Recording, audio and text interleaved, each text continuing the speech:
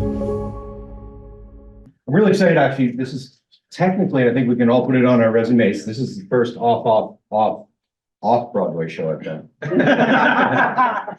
So thanks very much. So I have the daunting task of helping you understand how you can achieve greatness with Salesforce DevOps and some of the best practices that we can see around here. And we've heard so many good things already. What I would like to do is start off with some words. Anybody know who Gene Kim is? All right, so Gene Kim, about 19 years ago, started up the DevOps Enterprise Summit. He's a key stakeholder in sort of the DevOps world. And really, we know DevOps as a term has only been around about that long. He kind of sat down about a month ago and said, hey, you know what? We've really seen that there's been a shift. It's not so much just about DevOps anymore. So he said, after 19 conferences, it's clear this has become so much more than just DevOps. And so as the IT revolution enters its next decade, I'm super excited to announce that the DevOps Enterprise Summit is now the Enterprise Technology Leadership Summit. And it doesn't sound like such a big shift. But the reason he went on, he said, like at a core of this conference is going to continue up to be about leadership and techniques such as DevOps and team topologies, perform engineering, other examples of organizational design.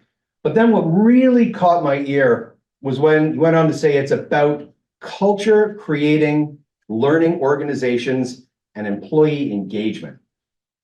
And to me, that really sort of resonated because we've heard already that, you know, DevOps is a journey. It's going to be something different tomorrow. And already, you know, I didn't know what you were going to say, but already, like, we're seeing these changes occur.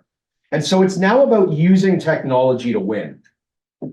So I want to take a moment. First of all, Alex Zarowny. I have been in the Salesforce ecosystem since about 2006. I was fortunate to kind of jump on the Salesforce bandwagon early. My sort of thing is that I live in fear of all the customers that I sold to from 2006 onwards, where I said, hey, it's clicks, not code. No problem. We'll just let you go ahead and develop all you like. And now I have to stare down those customers in the eye and say, I've got a new job now. And I'm really here to help you take that next step in your journey. So really excited to be with you today to go through this. So I want to keep Gene's words in mind because it's not really just about DevOps anymore. And I've had a good friend of mine and a mentor of mine had a saying that I liked, which is a fool with a tool is a faster fool. And that really kind of sticks when it comes to things like working with DevOps, because when we want to look at where we're going to go, yes, we're going to talk about DevOps. And yes, we're going to talk about sort of how Flosum is going to help you shift left, how we're going to help you deploy faster, less errors. But what we really want to be talking about today is how we're going to make this a deliverable outcome. And so when we look at this overall perspective, and we're going to look at this again in a little bit, I'm not going to test anybody on it, but just on the right side at the bottom, we're going to talk about things like customer satisfaction.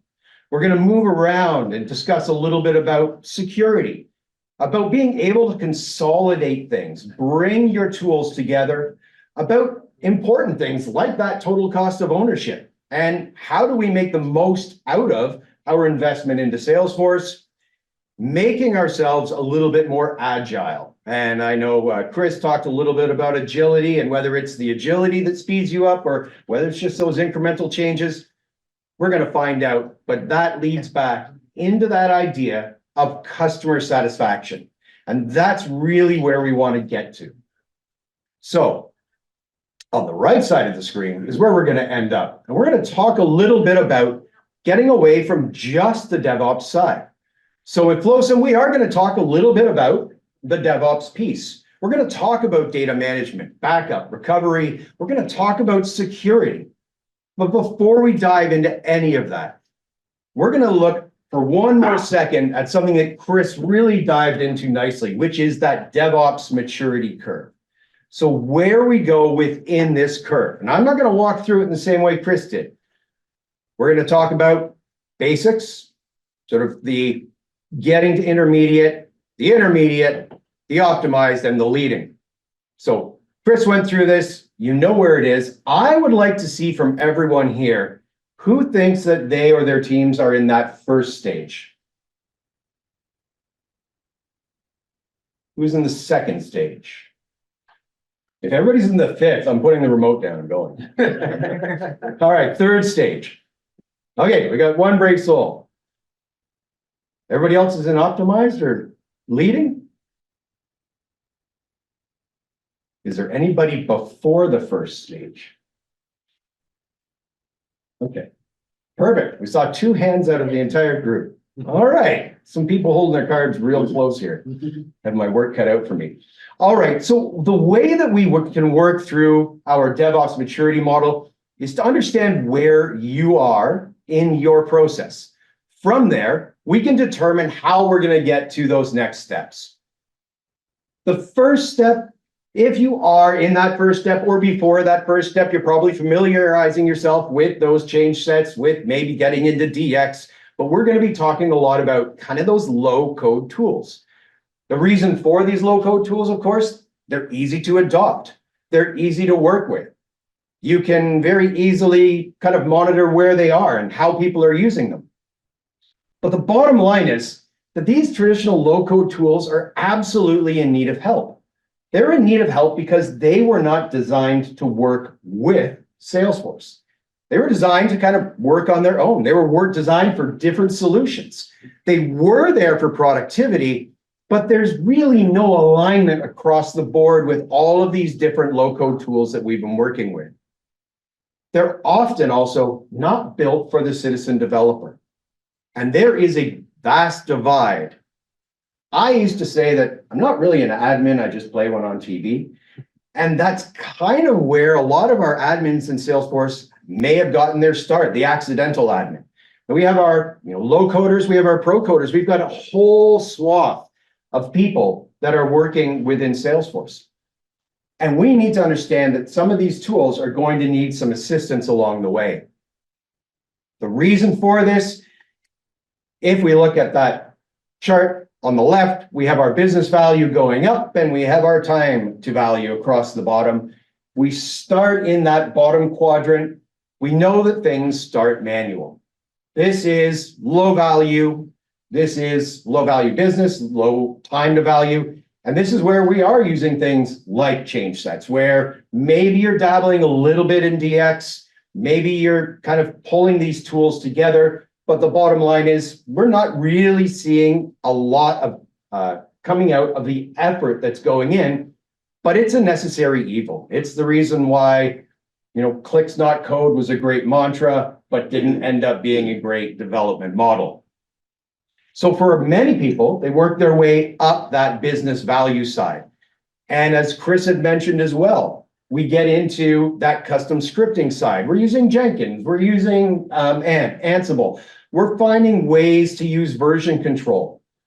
But each of these custom ones are hard to build and maintain and train. They may require completely different FTEs. You may need to replace somebody who used to be the Git expert. Now you've got to bring in a new one, train them up, or maybe train up your existing team. There's a lot of business value when that is kicking, but the time to value can be massive. So then we go to the bottom right, and we talk about some of those generic tools that have come out of the box, Circle CI, Nopsera, things like that. And they just simply were not built for Salesforce. And if they're not built for Salesforce, there's a whole bunch of stuff that is either being overlooked, things that we're just plain out missing. So the question is, what is in that top right box? Is there a book on this? Who thinks what's in the top right box? 2-night stay in Hawaii. 2-night stay in Hawaii. The answer is you. You're in that top right box. It's not a tool that's going to get you there. It's that culture-driven learning enterprise that's going to get you there. Being able to get yourself into that position. Because I can talk all day about things being expensive to build.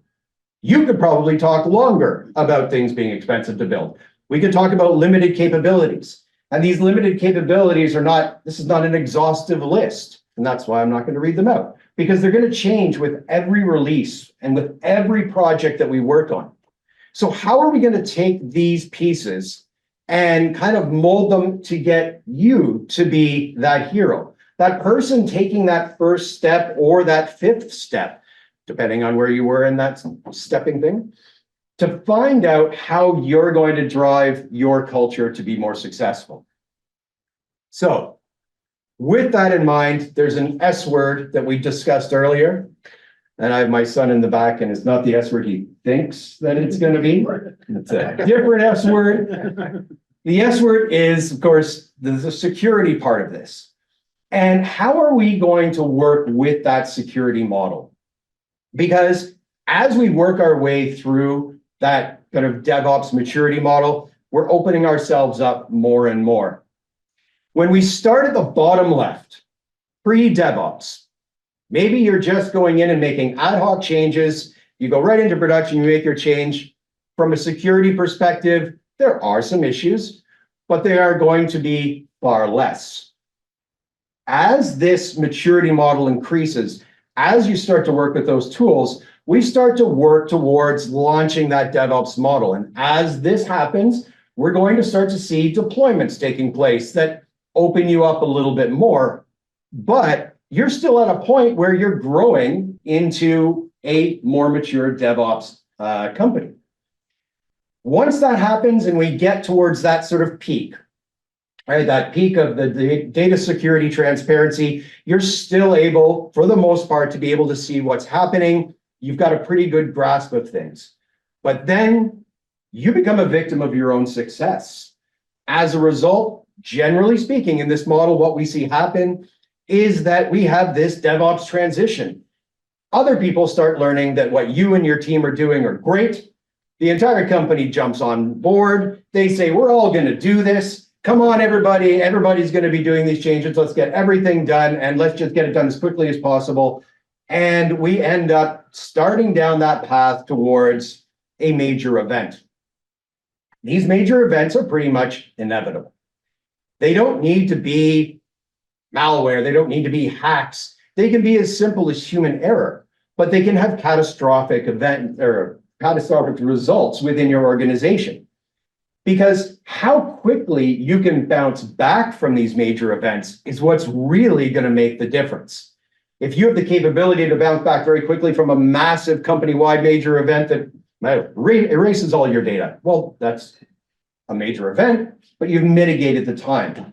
The idea is that we want to make sure that these major events are prepared for, and we don't have that downward slide as quickly or as deeply by being prepared. That's where the whole idea of that sec in DevSecOps is. Being aware before it happens. It's like a shifting left within your security model. So how is this going to work? Well, this is my bunch of numbers slide. There's a bunch of numbers here. One thing that you'll notice if you just look at the numbers themselves is that every single one of these numbers is above 1/3 of every company. And the adoption challenges that come along with our DevSecOps side is, first and foremost, it's expensive. Most people find it might be expensive, and that's why they're not doing it. The second, they may not have sufficient time to go ahead and implement. They know it's a problem. They may have the money, but they don't have the time. But then we see about 38% say, well, I don't really have that education to get this done. And then 36% say, well, we may have the education, but we just don't have the right skills, and we know what's required, but we can't get it done.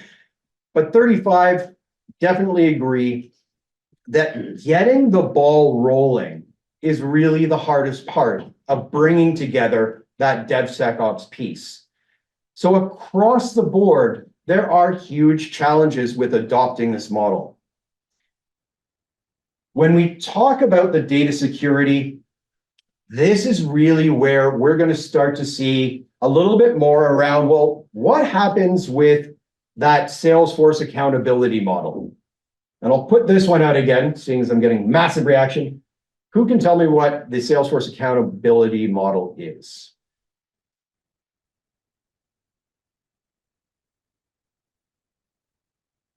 Where did Scott go? I'll call Scott out on this one. All right. So the shared responsibility model with Salesforce basically states Salesforce is responsible for your infrastructure. They're there to make sure the lights are on. They're there to make sure that they provide you with a safe, secure platform, but they are not there to ensure that your data, your metadata, your reports, dashboards, that sort of thing is all going to be completely taken care of. That is going to be up to you to maintain. And when we looked at and we did some market research on this, we kind of just discovered, well, yeah, about half of the people that we researched were aware that this was the model. But that left almost half not really aware of all the things that they were accountable for. And that made for some interesting discoveries, because if you're not aware of what you don't know, then how can you be prepared for what's to come? So we went one step deeper and said, well, let's just say that as the person responsible for your data and your metadata, what would happen if you had a security breach? Would you be able to recover? And if you look at the numbers there, essentially 92% of people were basically saying, no, we don't think we could.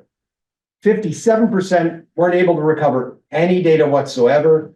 30% partially, 8% did a great job, and 5% were unsure, which I kind of feel like maybe should go into the 57%. So if you think about the implications of not fully understanding that Salesforce shared responsibility model, not being able to competently and confidently retrieve your data, imagine where that would leave a company saying, well, we're not able to actually recover from anything that may happen.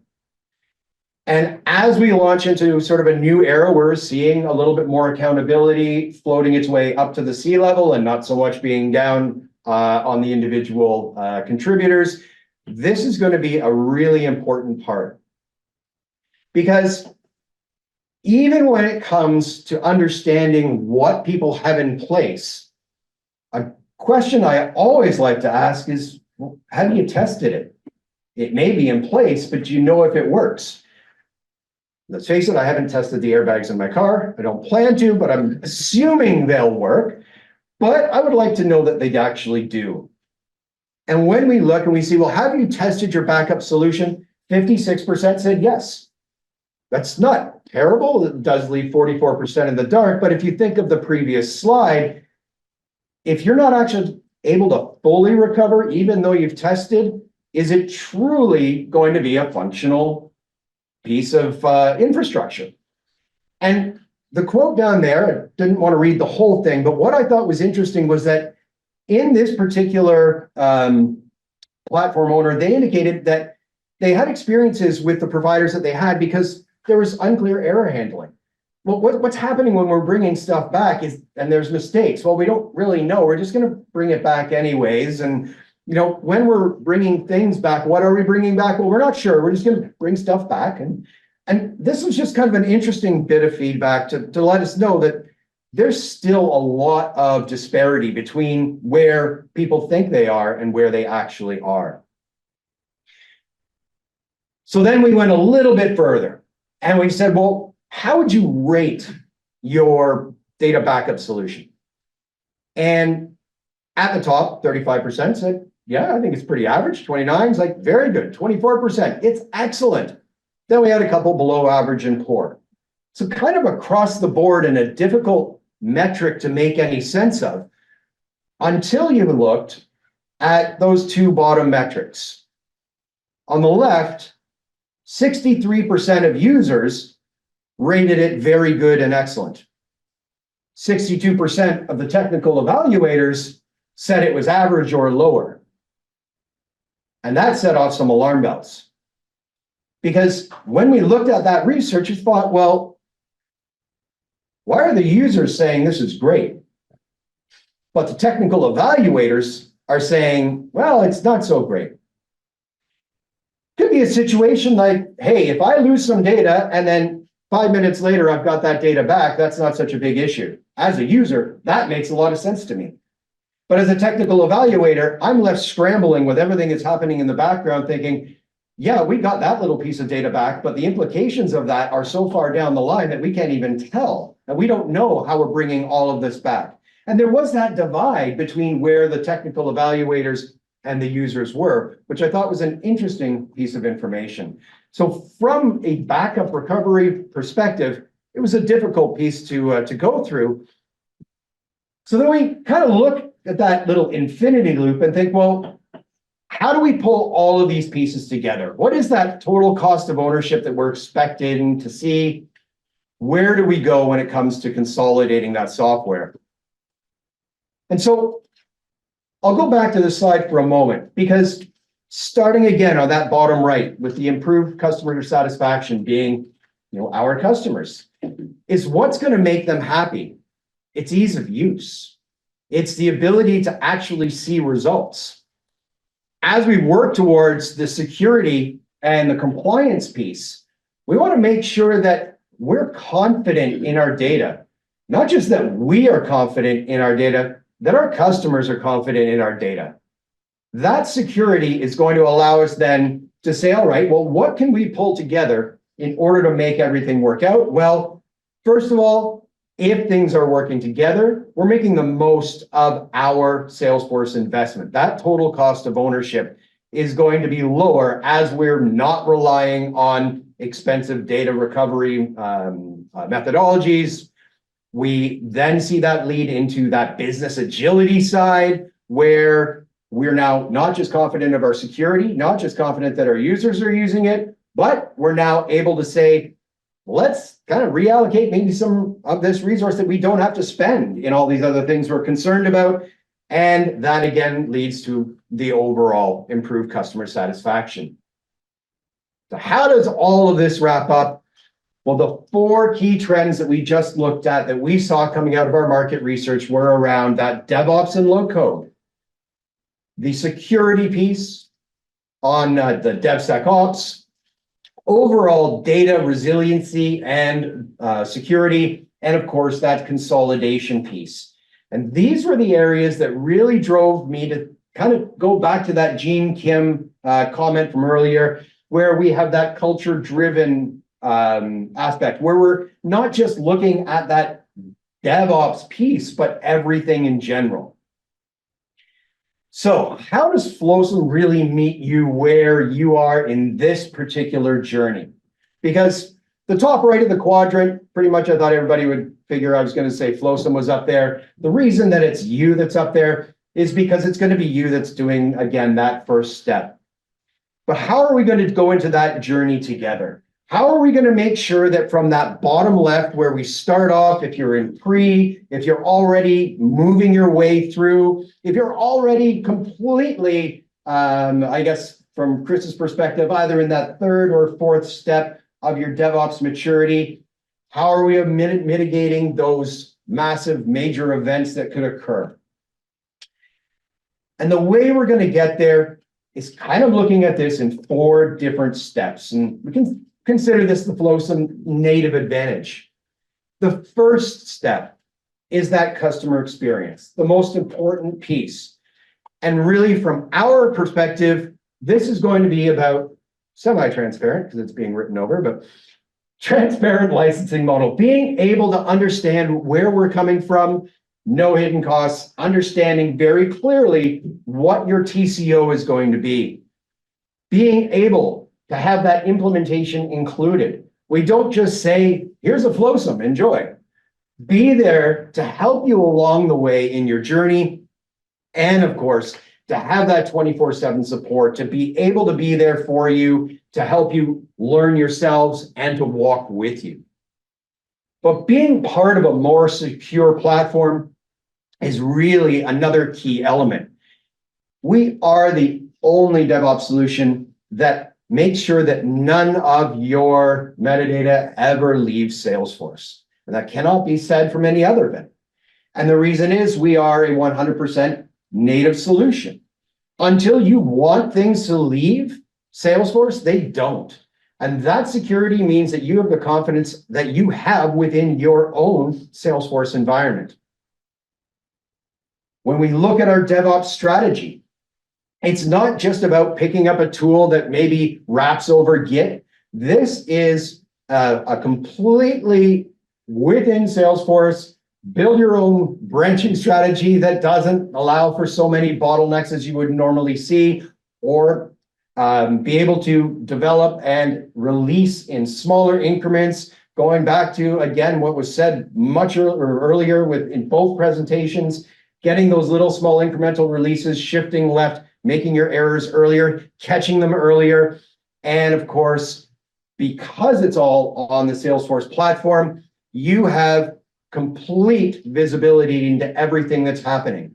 So you now have the ability to run those reports. You have the ability to see everything that's happening, and then tying that all back in to the data backup and recovery management and the trust posture. So this is where we kind of look at that whole flow to help you to stop that major event from being a major event. Diving in just a little bit, a scary looking build slide here, but I promise you, we will get into the real reasons why this native platform is going to be helping you to be that champion for within your companies. And we're going to start with that idea of release planning. Because when we look at release planning, of course, we talk about things like working with your sprints, your bugs, your issues, things like Kanban boards, the collaboration and visibility that we talked about, but also being able to have that native version control.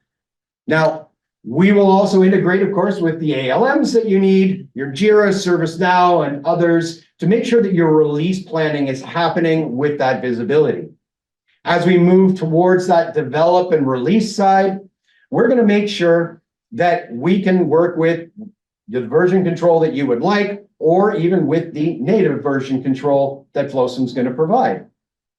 Again, we're looking at this as a clicks not code approach. And we want to make sure some of the features that Chris had mentioned that he loved, the rollback protection, or so the one-click rollbacks, the overwrite protection, and so forth.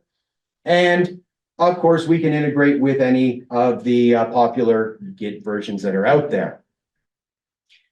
From a QA and environment management perspective, being able to say, well, we can, and we're going to hear a little bit more about the regression testing, the different testing that we have, being able to do things like peer reviews, and being able to make sure that we're doing those quality gates, that we are doing our static code analysis, etc. But we will be hearing a little bit more about some of the integrations that we do. And that leads to the second last step of that continuous delivery.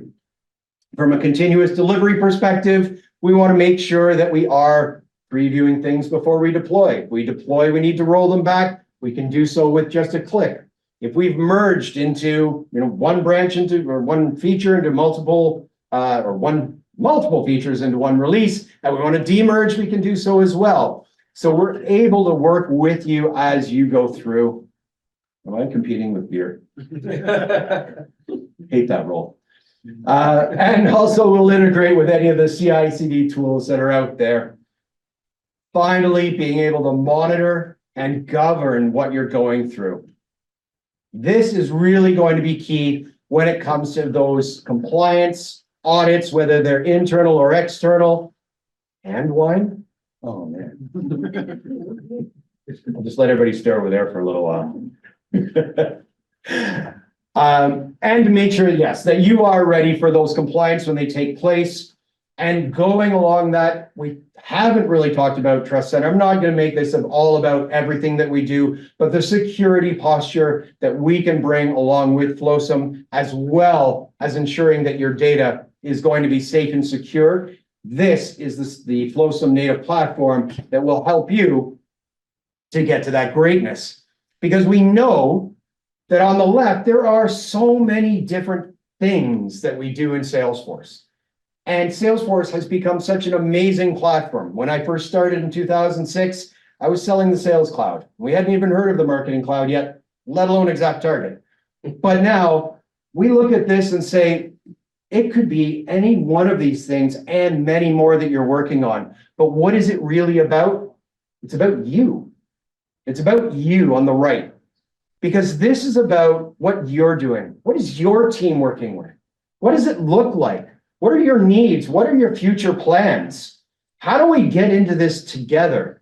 Because a fool with a tool is just a faster fool. And we don't want to be there to just say, hey, come buy a Flosum and good luck with it. We want to make sure that we're with you on your journey as you go through that. And many of our customers will say this. On G2, we are the highest rated when it comes to ease of use. We're proud of that. We've got an amazing support team that is there to help our customers out. And you will hear over and over again that, yeah, actually, Flosum's there for me, and we're getting things done. And we have an ease of doing business with. So that quality of support that we provide, the ease of the setup, these are the things in that infinity loop that lead you to that total cost of ownership. And what we're really trying to do here is to meet you where you are in your journey into greatness. So with that, I will thank you for your time. I know I'm not the only one standing between there and there, but any questions for me?